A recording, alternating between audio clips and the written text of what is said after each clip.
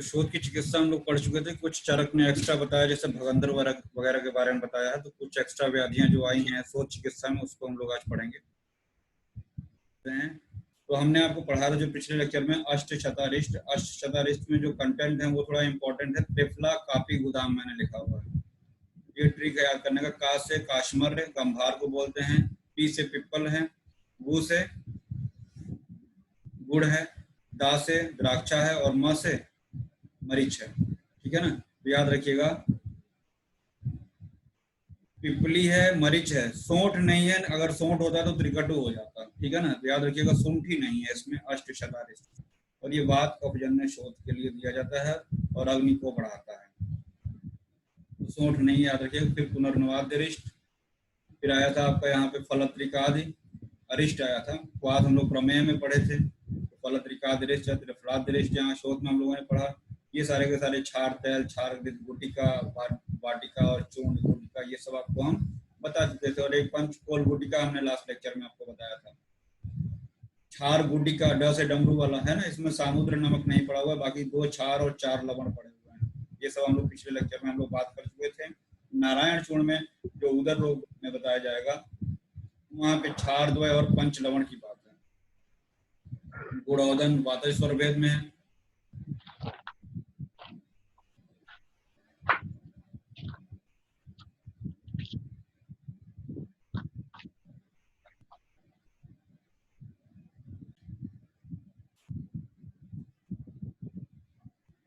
गुणोदन वातेश्वर वेद में, गुणोदक तृष्णा में, ये लास्ट लेक्चर में बताया था।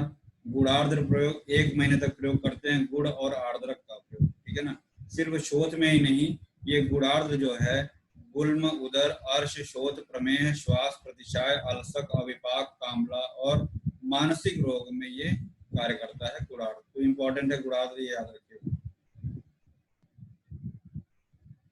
चक्रदत्त में भी आया हुआ है गुणार्द्र। ठीक है, शिलाजतु हमने बताया था। शिलाजतु को त्रिफला के साथ में सन्निपात शोथ में, ये सब हम लोग पढ़ चुके हैं। पटोलादिक्वात पुष्ट में है। ठीक है ना, कंस हरित की, इसी को क्या बोला गया है, दशमूल हरित की मैंने याद करने के लिए बताया था। दशानन और कंस दोनों एक जैसे हैं, तो याद रखिए कंस हरित की को ही दशमूल हरित की कहा जाता है। ठीक है ना, 100 हरित की और 100 पल गुड़ है इसमें। ये कंटेंट कितना कितना है वो याद रखना है। और मात्रा कितना है, 1 हरितकी के साथ 1 शुक्ति प्रमाण में इसको लेना है। 1 शुक्ति 4 तोला है। ठीक है ना, वैसे भी अवलेह की मात्रा जो है 4 तोला ही होती है, तो सही लिखा है 1 शुक्ति 4 तोला। चक्रपाणी ने इसे जो है दशमूल हरितकी कहा है। फिर पटोल मूलादिक्वात यहाँ पे आया है। हमने बताया पटोल मूलादि चूर्ण जो है उदर रोग में आएगा, है ना। और अभी एक कुष्ठ वाला योग मैंने अभी आपको ऊपर बताया है। तो सारे के सारे जो एक जैसे मिलते रहते हैं उसको एक पेज पे लिखे, जिससे आप जितनी बार उस पेज को पलटिए बार बार आपकी आंखों के सामने आएगा, तो वो चीजें याद हो जाती हैं, एक इमेज बन जाता है हमेशा के लिए।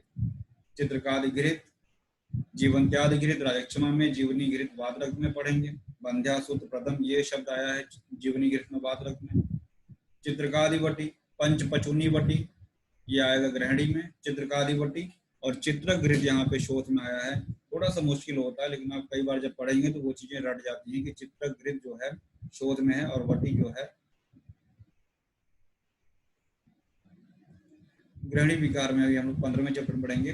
जीवंत्यादि वागु, राजक्षमा में क्या था, जीवंत्यादि घृत था। ठीक, और यवानी शाडो चूर्ण भी वही था, याद रखिएगा। शाडो कहाँ बताया हमने, छदक्षीण में। तो ऐसे जितना हम कंपैरेटिव बताते रहते हैं उसको एक दिमाग में आप बार बार रिवाइज करिए, जिससे आपको वो सब चीजें याद रहें। शैलयादि तेल, इसमें श्रीवेष्टक गंध विरोजा पड़ा हुआ है। और वात शोध में एक अभी पीछे हमने वात कफ शोध में कौन सा योग बताया, वात कफ शोध सर अष्टशतारिष्ट। ठीक ठीक ठीक ठीक, गुड, जागरूक, तो अच्छी बात है।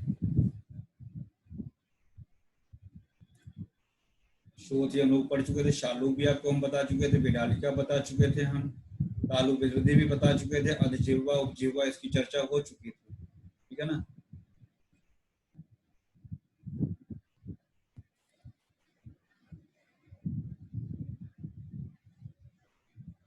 थोड़ा सा ग्रंथि के भेद अभी हम बाद में बताएंगे। ग्रंथि की चिकित्सा देख लीजिएगा।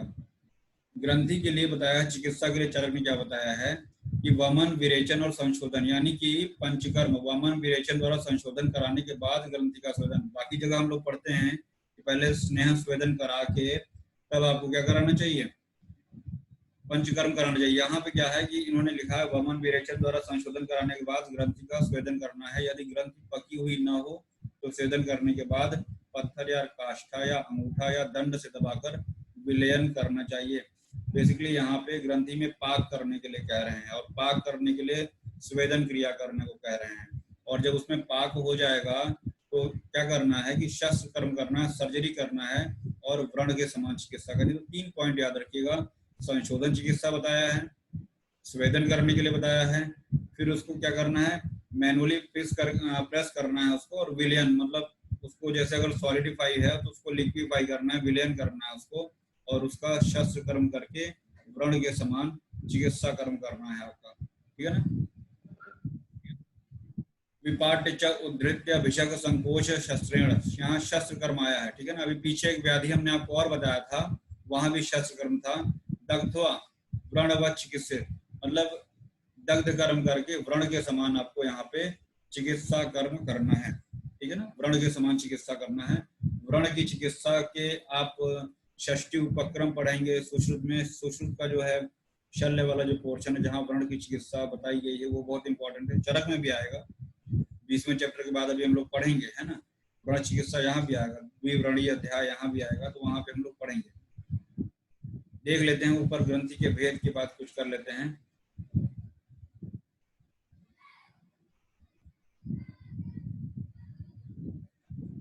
गलगंड गंडमाला हो चुका, देखिएगा ग्रंथि चरक के अनुसार 6 है।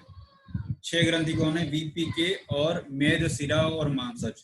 मेदज, सिराज और मांसज, ये 6 ग्रंथियां जो हैं चरक के अनुसार हैं।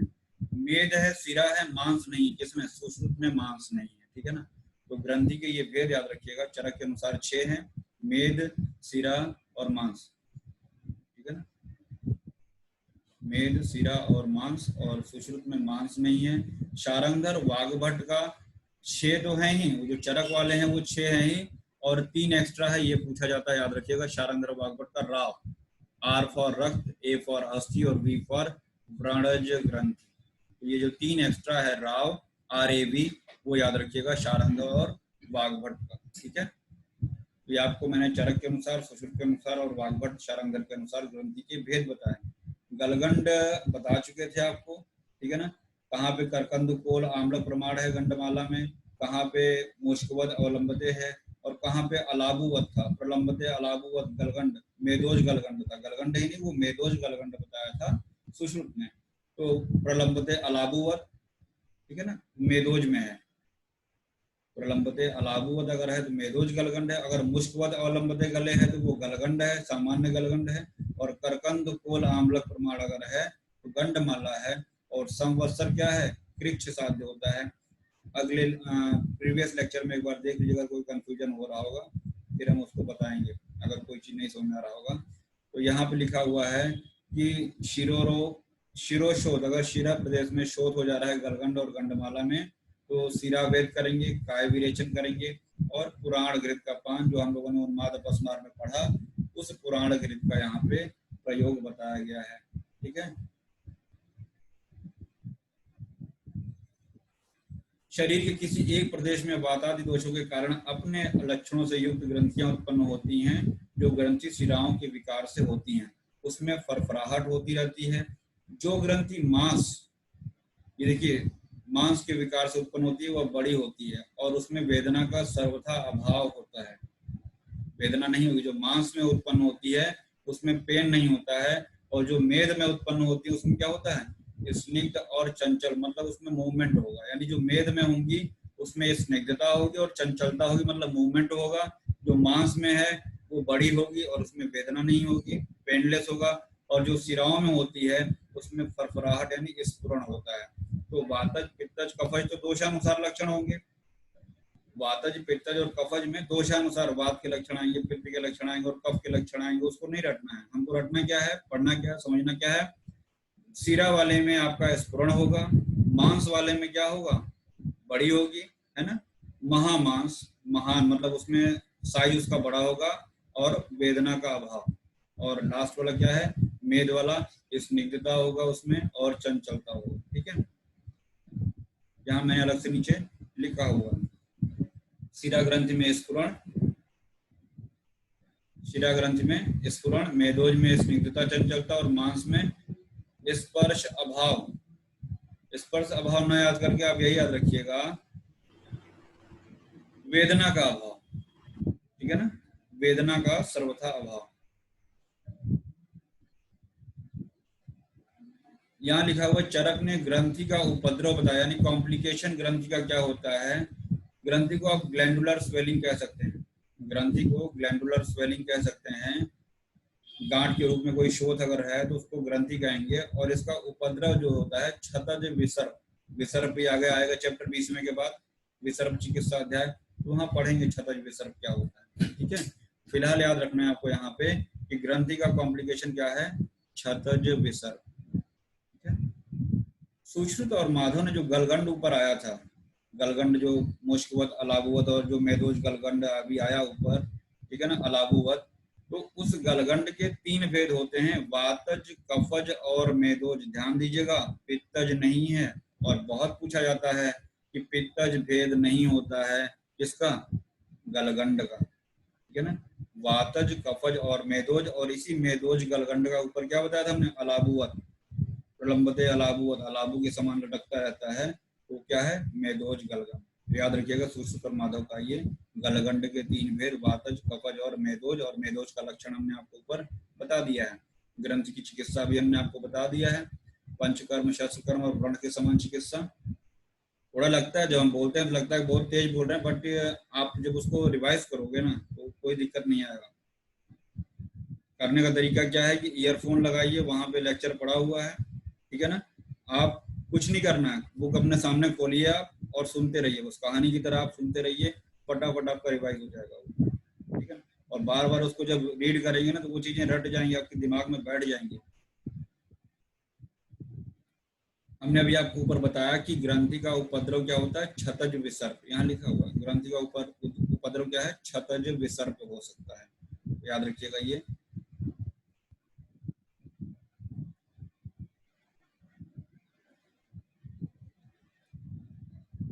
एक आया है कि महतु ग्रंथि अर्बुदम, ये शब्द अर्बुद के लिए, अर्बुद ट्यूमर को बोलते हैं, अर्बुद जो है ट्यूमर को बोलते हैं। और अष्टांग हृदय के अनुसार जो बड़ी ग्रंथि होती है, उत्तर तंत्र 29 में बताया अष्टांग हृदय में, महतु ग्रंथि अर्बुदम, जो बड़ी ग्रंथि है उसको अर्बुद कहते हैं। ठीक है, महतु ग्रंथि अर्बुदम, बड़ी ग्रंथि को अर्बुद कहते हैं। ग्रंथि रोग की असाध्यता, ये भी इंपॉर्टेंट है।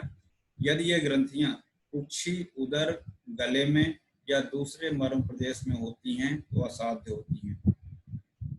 ध्यान सुनिएगा, कुक्षी, उदर, गले में या मर्म में अगर हैं तो असाध्य होंगी। जो ग्रंथियां कुक्षी, उदर आदि प्रदेश में न भी उत्पन्न हुई हों, अर्थात इन स्थानों से अन्यत्र हों और मोटी हों, स्पर्श प्रदूरी हों, तो वे भी असाध्य होती हैं। मतलब इनके अतिरिक्त, ये स्थान तो असाध्य वाले हैं ही, बट इनके अतिरिक्त अगर अन्य स्थान पे भी हैं और रफनेस है, खर है ना, तो वहां पे क्या होगा, वो भी असाध्य हो जाएंगे। फिर लिखा हुआ है जो ग्रंथियां बालक, वृद्ध और दुर्बल व्यक्ति के शरीर में उत्पन्न होती हैं वे भी असाध्य हो जाती हैं। ठीक है ना, वो भी असाध्य हो जाती है। यहाँ पे मारक मेद लिखा हुआ है, सिर में मार लिखा हुआ है, ये तब समझ में आएगा जब हम आपको सुश्रुत का ग्रंथि बताएंगे। ग्रंथि में दूषित कौन कौन से, उसका ये ट्रिक है, कोई दिक्कत नहीं, हम बताएंगे उसको। ठीक है, अभी जो टॉपिक चल रहा है उसको पढ़िए, डाइवर्ट हो जाएंगे तो ये जो अभी करंट में चल रहा है ये गड़बड़ हो जाएगा। ठीक है, अभी आपके सामने ये रखना है कि हमने चरक का शोध चिकित्सा कंप्लीट कर लिया, उसके बाद दूसरे पॉइंट पे आते हैं। एक पॉसिबल तो इसी के बाद हम आपको व्रण कवर करेंगे, जिससे आपको वो जो शोध वाला प्रकरण है सुश्रुत का वो भी हो जाए इसमें।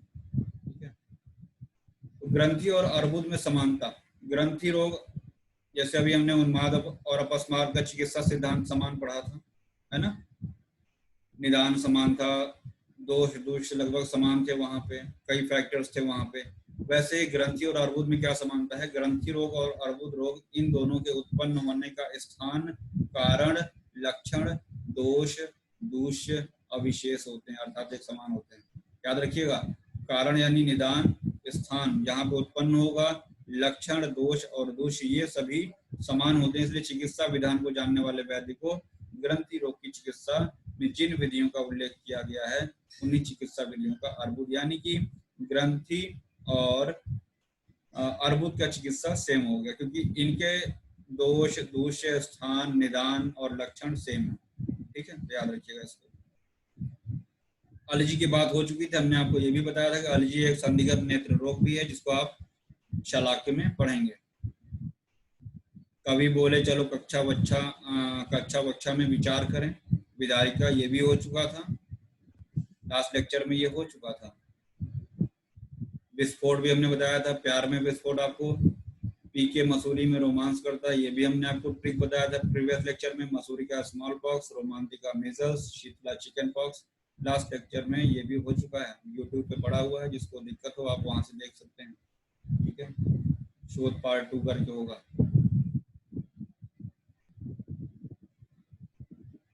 रोमांतिका के बारे में, राई के समान संपूर्ण शरीर में होने वाली पीड़िका को रोमांतिका कहते हैं। ज्वर, दाह, तृष्णा, कंडू, भोजन में रुचि, ये सब आपको बता चुके थे। पी के मसूरी में रोमांस, पी से पित्त, के से कफ, विसर्प रोग की चिकित्सा और कुष्ठ रोग के समान इसकी चिकित्सा करते हैं, यानी मसूरी में कुष्ठ और विसर्प की चिकित्सा करना है। ये सब चीजें हो चुकी हैं। ब्रह्न क्या है? वृद्धि रोग, जैसे हर्निया हो जाता है ना, इसको आप हर्निया से कोरिलेट कर सकते हैं थोड़ी देर के लिए। ठीक है ना, वो हर्निया जो है आपका अम्बलाइकल हर्निया भी हो सकता है, इंग्विनल भी हर्निया भी हो सकता है। तो ब्रह्न बेसिकली क्या है? वृद्धि रोग कहा गया है। ब्रह्न मतलब वृद्धि। तो चरक के अनुसार जो वृद्धि रोग है, ब्रह्न है, वो 3 प्रकार का है। क्षुद्रांत, दूसरा मूत्र वृद्धि और तीसरा क्या है? मेदोष। तो हमने यहाँ लिखा है आंत्र, मूत्र और मेद। तो 3 प्रकार के आपके ब्रह्न कौन कौन से हुए चरक के अनुसार? आंत्र, ये क्षुद्रांत्र वाला, मूत्र वाला और मेदोष। ठीक है, क्लियर? अगला पॉइंट, सुश्रुत के अनुसार एवं अन्य आचार्यों के अनुसार 4 बढ़ जाते हैं। ये 3 तो रहते ही रहते हैं, 4 और बढ़ जाते हैं। कौन कौन से? VPKR, वातज, पित्तज, कफज और रक्तज। यानी कि अन्य आचार्यों के अनुसार ब्रह्न के भेद कितने हो गए? 4 और 3 7। ठीक है ना। आंत्र, मूत्र, मेद, 2 में त्र आया हुआ है, 1 मेद है, तो उसको कंफ्यूज मत होइएगा। आंत्र यानी क्षुद्रांत है, मूत्र है और मेद है। ये ब्रह्न के 7 भेद हो गए, याद रखिएगा। ठीक है, आपको सिर्फ नाम याद रखना है।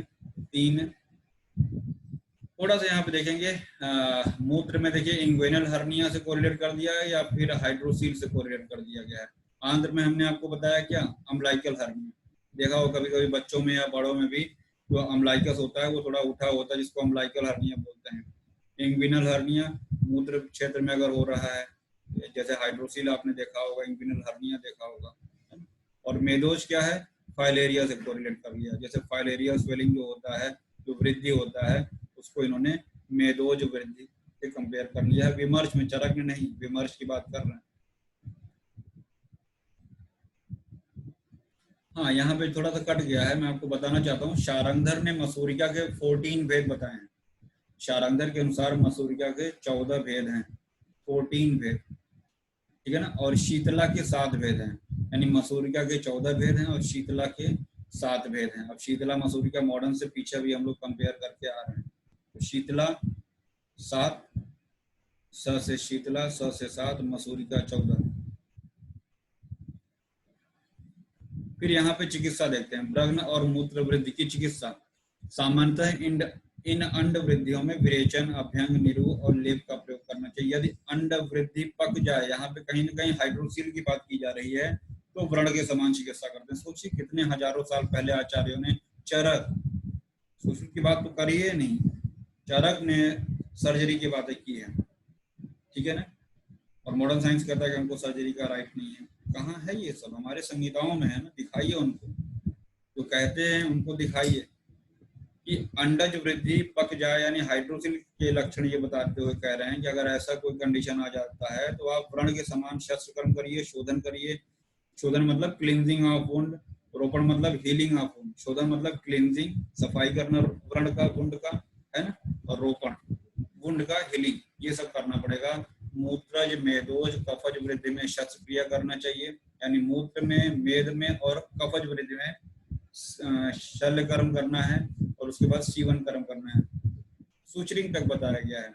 यदि ये वृद्धियां पक जाए तो सीवन करने के बाद पाक हो जाए तो व्रण के समान शोधन रोपण, यानी कि व्रण के समान हमको चिकित्सा करनी चाहिए। Next one is important point, भगंदर। सुश्रुत ने भगंदर के 5 भेद बताए हैं। सुश्रुत ने भगंदर के 5 भेद बताए हैं। 100 उष्ट पर शंभु उन्मार्गी, जब बताएंगे भगंदर तो वहां पे ट्रिक बताएंगे। शतकोनक है, उष्ग्रीव है, शंभुक है, शंभु उन्मार्गामी हुआ है ना। तो इस तरीके से वहां पे हम 5 भेद आपको भगंदर के बताएंगे ट्रिक के साथ, जब हम लोग सुश्रुत पढ़ेंगे तब। अभी डाइवर्ट मत होइए, सिर्फ आपको यहाँ पे इतना याद करना है कि चरक ने 1 बताया है भगंदर जो आपके सामने है, और सुश्रुत के अनुसार 5 है, ठीक है ना। वाग्भट्ट का 8 हो जाता है, 3 उन्होंने एक्स्ट्रा बताया है, ठीक है ना। जब हम सुश्रुत वाला भगंदर पढ़ेंगे तो वहां पे आपको ये डिस्कस करेंगे, ठीक। तो भगंदर क्या है?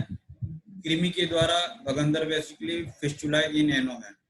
भगंदर क्या है? फिस्टुला इन एनो। कृमि के द्वारा या अस्थि आदि के द्वारा गुदा में क्षत होने से तथा अधिक मैथुन, बार बार प्रवाहन, है ना, उत्कट आसन पे बैठना, घोड़े आदि की पीठ पर चढ़कर सवारी करना, इन कारणों से गुदा के पार्श्व में एक पीड़िका उत्पन्न होती है जिसमें वेदना बहुत अधिक होती है। जब वह पीड़िका पककर फूट जाती है तो उसे भगंदर कहते हैं। बेसिकली इसमें होता क्या है, अनदर पैसेज बन जाता है आपका एनल रूट के साइड में, एक दूसरा पैसेज बन जाता है, ठीक है ना। तो उसके कारण दे रखे हैं, कृमि के द्वारा, अस्थि के द्वारा, है ना, बहुत जबरदस्ती प्रवाहन करने से भी, अधिक व्यवहार से भी, है ना, आसन एक ही उत्कट आसन पर बैठे रहने से और सवारी वगैरह, घुड़सवारी वगैरह करने से भी गुदा के पार्श्व में एक पीड़िका निकल आएगी, वेदना होगी और पीड़िका पककर फूट जाएगी, उसको भगंदर कहा गया है। एक बात और यहाँ पे बताना चाहूंगा कि गुदा, यह रोग गुदा के चारों तरफ 2 अंगुल के क्षेत्र में होता है। गुदस्य 2 अंगुल क्षेत्र, इसका जो परिधि होता है गुदा से केवल 2 अंगुल के क्षेत्र पे होता है। और अगर आपको भगंदर की निरुक्ति देखना है तो भगम परि समन्तात समन्ताश्च गुदम बस्ती तथैव च, ठीक है ना। भग और भग के परितः मतलब चारों ओर जो है, समन्ताश्च गुदम बस्ती तथैव च भगवत द्वारा, ये तस्मात् ज्ञेयो भगंदर। तो ये निरुक्ति इन्होंने भगंदर की बताई हैं। इनकी पीड़िकाएं जब अपक्वावस्था में होती हैं तो उसे पीड़िका ही कहा जाता है, और जब वह पक जाती हैं तो अपने आशय को विदीर्ण कर देती हैं तो उसको भगंदर कहते हैं। मतलब अपक्वावस्था में वो पीड़िकाएं हैं और पक्वावस्था में वही भगंदर हो जाती हैं। भगंदर का तात्पर्य भग के समान दारण, ठीक है ना, इसलिए इसका नाम क्या पड़ गया है? भगंदर। इसमें भग, गुदा और बस्ती प्रदेश में विकृति होती है, शल्य तंत्र का है। इसके लिए पूर्ण विवरण यहाँ नहीं किया गया है, नीचे देखिएगा। अभी हमने आपको बताया 100 ऊंट पर शंभु उन्मार्गी, ऐसा हमने बोला था, आपके सामने है, देख लीजिए। हमने ये क्यों बताया हुआ है 100 ऊंट पर शंभु उन्मार्गी? 100 से हुआ शतकोनक, ये वात से होता है। ऊट हुआ उष्ट्रगीव, ये पित्त से हुआ। 100 ऊट पर से हुआ परिस्रावी, ये हुआ कफ, यानी वात से, पित्त से, कफ से। जैसे हमने आपको कुष्ठ में बताया था, क्या ट्रिक बताया था ना, वात पित्त कफ का, क्या था वो ट्रिक? महाकुष्ठ का ट्रिक क्या था? जल्दी बताओ फटाफट।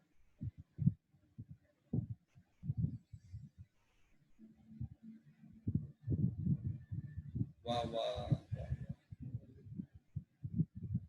7 महाकोश का ट्रिक बताया था।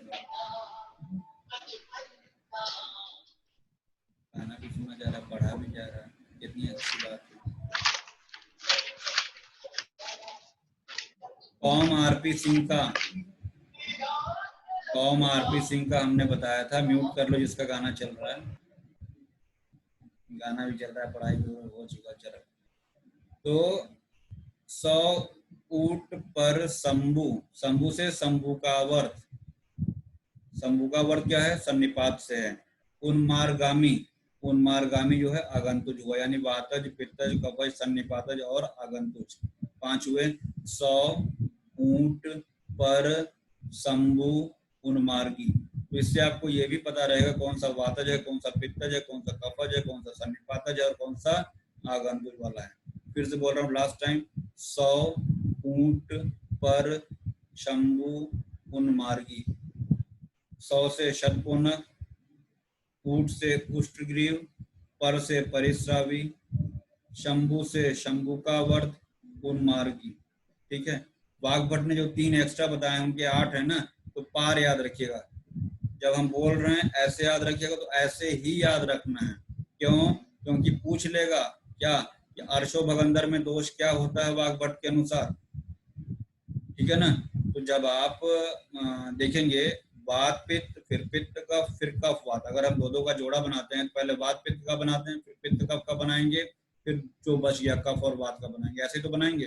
तो पी क्या हुआ, देखिए परिक्षेपी वात पित्त से आया हुआ है, परिक्षेपी वात पित्त से, परिक्षेपी वात पित्त से। फिर हमने कहा ए फॉर अर्शो भगंदर, देखिए पित्त कब से हुआ, फिर लास्ट में मैंने कहा आर, पार, आर से हुआ रीजू, रीजू मतलब स्ट्रेट, क्या बचा कफ और वात। तो याद करने का ये ट्रिक है, इसीलिए कह रहे हैं पार याद रखिएगा, वाग्भट का पार।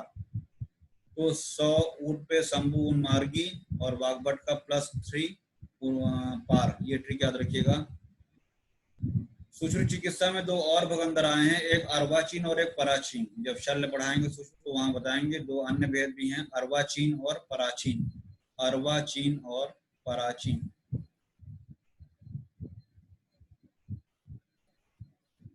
फिर भगंदर की चिकित्सा की बात करते हैं। भगंदर रोग में सर्वप्रथम विरेचन कराने के बाद एषणी द्वारा, एषणी मतलब प्रोब को बोलते हैं जिससे रास्ता देखा जाता है, एषणी मतलब प्रोब।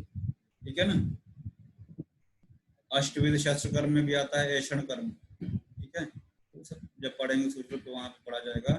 फिलहाल याद रखिएगा भगंदर रोग में सर्वप्रथम विरेचन कराने के लिए कहा है। फिर एषणी से पैसेज देखते हैं कि कहाँ तक ये मतलब पैसेज बना हुआ है, उसमें जो आउटग्रोथ बना हुआ है, जो ओपनिंग बना हुआ है, ओपनिंग कहाँ तक जा रहा है। ठीक ठीक गति का ज्ञान कर पाटन या चीरा लगाना चाहिए। जब उचित शोधन औषधि के प्रयोग से व्रण मार्ग शुद्ध हो जाए तो गर्म तेल द्वारा दाह करना चाहिए। और देखिएगा क्षार सूत्र का प्रयोग चरक ने यही बताया भगंदर में। भगंदर में फिर दूसरा क्वेश्चन बनता है भगंदर का वर्णन कहाँ किया है, तो आपको चैप्टर याद करना पड़ेगा, शोध में, अर्श चिकित्सा में नहीं है, ध्यान रखिएगा। अर्श चिकित्सा 14 चैप्टर है, 2 चैप्टर के बाद, वहां सिर्फ और सिर्फ अर्श का वर्णन है, भगंदर का नहीं है। पाइल्स का वहां पर डिस्क्रिप्शन है, फिस्टुला का नहीं है। फिस्टुला यानी भगंदर का वर्णन शोध चिकित्सा में आया है, याद रखिएगा। ठीक है ना, गर्म तेल द्वारा व्रण में दाह करना चाहिए। भगंदर के पक जाने पर, यानी कि जब पाक हो जाएगा तब क्षार सूत्र बांधना चाहिए। और क्षार सूत्र से वो भेदन नहीं छेदन होता है, वहां पे भेदन काट के छेदन लिख लो उसको। ठीक है ना, छिन्नस लिखा हुआ, छिन्नस मतलब छेदन कर्म होता है, श्लोक में छिन्नस से आया हुआ है, उसको भेदन काट के छेदन कर लो। आगे बढ़े, आगे बढ़े भाई।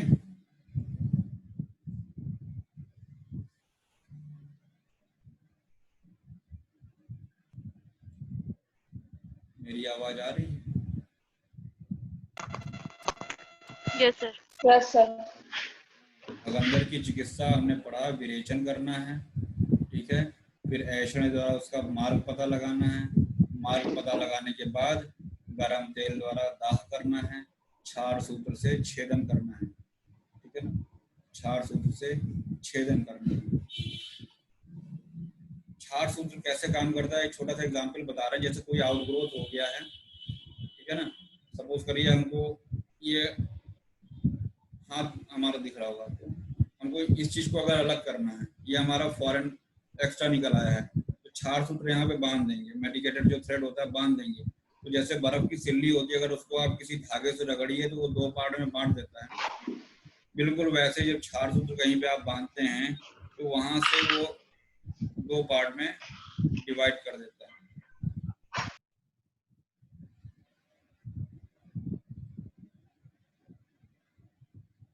इस प्रकार से क्षार सूत्र द्वारा यहाँ पे छेदन कर्म करना है। और अष्टविध शस्त्र कर्म का पहला शस्त्र कर्म ही छेदन है। छेदी भैया लेवे ऐश ऐसे करके छेदन वेदन लेखन वेदन ऐशन बताएंगे जब शस्त्रकर्म पढ़ाएंगे तो। ये देखिएगा श्लीपद आया, श्लीपद मतलब फाइलेरियासिस, बहुत इंपॉर्टेंट है ये भी। उसमें लिखा हुआ अस्थायी नपुंसकता भी हो सकती है श्लीपद से, ठीक है ना। और सुश्रुत ने बताया है कि श्लीपद जो होता है वो हाथों में भी हो सकता है, लिखा हुआ देखिए, श्लीपद हाथों में भी हो सकता है, सुश्रुत बता रहे हैं। सुश्रुत के अनुसार श्लीपद हाथों में भी होता है, जंघाओं में और पिंडलियों में और पैरों के ऊपरी भाग प्रपद में मांस कफ रक्त। मैंने ट्रिक बना लिया कि कमर, कमर से क्या हुआ, क से कफ, र से रक्त और मा से मांस, ठीक है ना। चाहे कमर कह लीजिए चाहे मारक कह लीजिए, मारक से क्या होगा, मांस रक्त और कफ, जो आपको सही लगे। आपको ये दूष याद रखना है, मारक, ठीक है ना। मां से मांस, र से रक्त और क से कफ के कारण से श्लीपद नामक शोध उत्पन्न होता है। जंघा में और पिंडलियों में, जंघासु पिंडी, ये दोनों शब्द याद रखें, जंघा में पिंडलियों में, है ना। प्रपदो परिष्टाद, फिर इसके बाद चिकित्सा कुछ बता रहे हैं, सरसों का लेप लगाया जाता है, श्लीपद के ऊपर सरसप का लेप लगाया जाता है। और श्लीपद की चिकित्सा में सिरा वेद बताया है और कफ नाशक संपूर्ण चिकित्सा की जाती है। थोड़ा सा यहाँ सोचने में ये लगता है कि स्नेहन करने से तो कफ और बढ़ेगा, ऐसा दिमाग में आता है कि स्नेहन करने से तो कफ और बढ़ेगा, तो शोथ और बढ़ना चाहिए, स्निग्धता और बढ़ेगी तो कफ और बढ़ेगा, क्वेश्चन मार्क, क्वेश्चन मार्क। फिलहाल जितना हमने बताया यहाँ पे, जंघा, पिंडलियों और पैर के ऊपरी भाग में, प्रपद मतलब पैर के ऊपरी भाग में मांस कफ रक्त के कारण से श्लीपद नामक शोध उत्पन्न होता है, ठीक है। और सुश्रुत में क्या बताया, श्लीपद हाथों में भी होता है। भेल ने 7 प्रकार के श्लीपद बताए, कुछ एक्स्ट्रा चीजें जान लीजिए। भेल ने कितने प्रकार के श्लीपद बताए, 7। सुश्रुत, माधव और वाग्भट ने वातज श्लीपद का एक लक्षण बताया है, बहुशो ज्वर। ये भी पीजी एंट्रेंस में बहुत बार पूछा गया है, बहुशो ज्वर जो है वातज श्लीपद का लक्षण है, ठीक है, बहुशो ज्वर।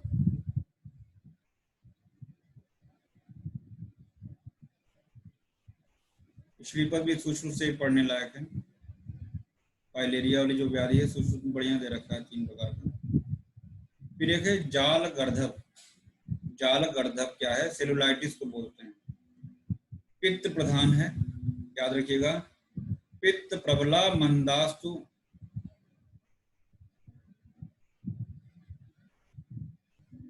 दूषित हुए पित्त प्रधान और मंद वात कफ। यहाँ पे वात और कफ नहीं लिखा हुआ है, लेकिन आपको समझ जाना है कि मंद क्या होगा, जब पित्त प्रबल हो गया तो मंदास्तु, अन्य दोनों दोष क्या होंगे, मंद होंगे।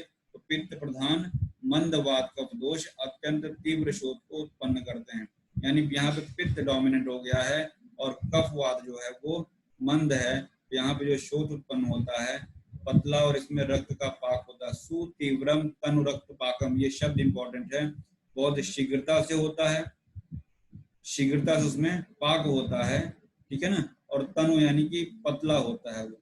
इस प्रकार के शोथ में रोगी को ज्वर होगा, तृष्णा होगी, ये कॉम्प्लिकेशन के रूप में।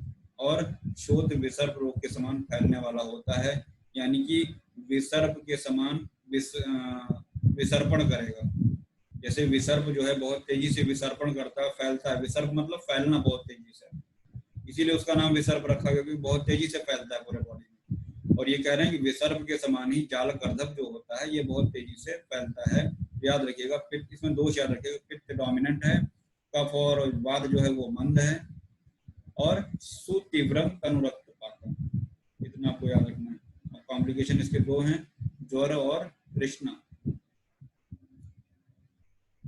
जाल गर्धब चिकित्सा देखिएगा, आंवले का प्रयोग बताया गया होगा यहाँ पे। जाल गर्धब में रक्त मोक्षण कर रहे हैं, ठीक है ना, रक्त मोक्षण, शरीर को रोक्षण करना, शरीर का शोधन वमन विरेचन करना चाहिए।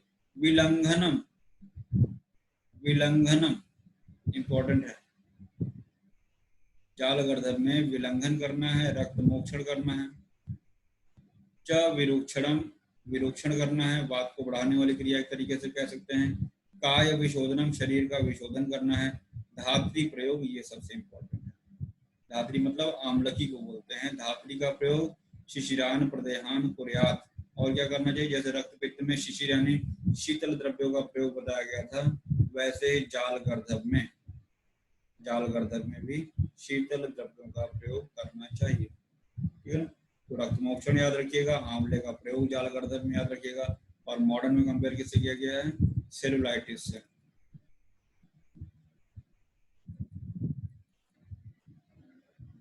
अभिघात लगने से प्रायः उस अभिघात लगने वाले स्थान पर रक्त के साथ कुपित हुई वायु यानी रवि। आगंतुक शोध में दोष क्या हुआ, रवि, आर फॉर रक्त और बी फॉर वायु। देखिए, अभिघाताद अनिल, अनिल मतलब वायु हो गया, और स रक्त, रक्त यानी रवि, रवि, र से रक्त और बी से वायु, तो याद रखिएगा इसमें दोष रक्त और वायु हो गए। आगंतुक शोध की चिकित्सा क्या करेंगे, विसर्ग के समान चिकित्सा करेंगे, या रवि है यानी कि वात रक्त नाशक चिकित्सा करेंगे, बी फॉर वात, आर फॉर रक्त, वात रक्त नाशक चिकित्सा करेंगे। विषज शोध क्या होता है, यदि शोध विष से उत्पन्न हो, जैसे हमने कहा था भल्लातक वगैरह से घर्षण हो जाए, इस तरीके से पॉइजनस सब्सटेंस से, या कोई पॉइजनस इंसेक्ट वगैरह अगर बाइट कर लेता है तो उसकी वजह से जो शोध हो जाता है, तो वहां पे क्या करना है, विषनाशक औषधियों का प्रयोग करना है। जैसे अगध वगैरह आप पढ़ेंगे अगर तंत्र में, जो विषनाशक जो चिकित्सा बताई गई है उसका प्रयोग किया जाएगा।